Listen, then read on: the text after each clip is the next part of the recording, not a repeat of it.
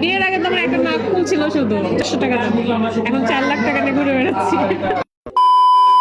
আপু আজকে এখানে এসে কেমন লাগছে?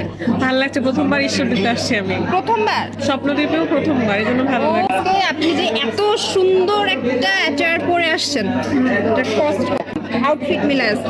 ড্রেস ড্রেস স্পন্সর, ইয়ারিং না, ইয়ারিং হচ্ছে গিফটের, এগুলো আমার নিজের অর্নামেন্টস বাদ। মানে কস্ট কত আসতে পারে? মানে গহনা দিয়ে সবকিছু মিলে আজকে যা যা পরে আসছে, নোসপিন সহ। নোসপিনটা তো মনে হচ্ছে ডায়মন্ড। হ্যাঁ আসবে 3 লাখ আছে, এখানে আছে, চুড়ি আছে, জুতা সহ জুতা আমি অনলাইন থেকে নিয়েছি, এটা আমার খুব পছন্দের একটা জুতা। সবকিছু মিলে 3 লাখ। হ্যাঁ গহনার কথা বলছি, ড্রেস তো হচ্ছে স্পন্সর, দাম হবে এটা কিন্তু কোনো কিছু ফ্যাক্ট না, আপনি প্লিজ। আপনার গায়ে গহনা নাই তাই, তাছাড়া গহনা থাকলে দাম হবে খুব স্বাভাবিক, কারণ শ্বশুরের দেওয়া, শাশুড়ির দেওয়া, এর দেওয়া, সের দেওয়া। বিয়ের আগে তো আমার একটা নাক ফুল ছিল শুধু 400 টাকা দাম, এখন 4 লাখ টাকা নিয়ে ঘুরে বেড়াচ্ছি। আর বিয়ে হলে আপনি অনেক গিফট পাবেন, দেখবেন শাশুড়ি দিবে, শ্বশুর দিবে, চাচা শ্বশুর দিবে, চাচি দিবে, এগুলো দিতেই থাকে। তার মধ্যে বড় ছেলের বউ তো, বড় বউ আমি, এই কারণে বেশি দেই। আরো একটু বেশি আদর। আপনার আউটফিট কত বলেন? শাড়ির দাম কত?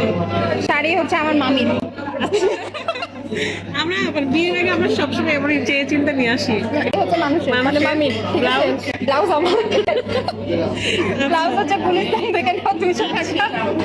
আর ইয়ারিং ঘড়ি, ঘড়ি হচ্ছে 3000। ঘড়িটা বেশি পছন্দ করি। হ্যাঁ এই জন্য হচ্ছে কত? 200। সুন্দর লাগছে। আর জুতা কত? জুতা হচ্ছে এটা ওই গুলিস্তান থেকে নেওয়া। না মানে টোটাল আউটফিট কত হচ্ছে? বেশি না, শাড়ি বাদ দিলে, যদি শাড়ি বাদ দিই, টোটাল 4000। ধরে তো 4,000, 3 লাখ 4,000, 3 লাখ 4,000। গহনা আপুর হাতে থাকলে কিন্তু আপুরও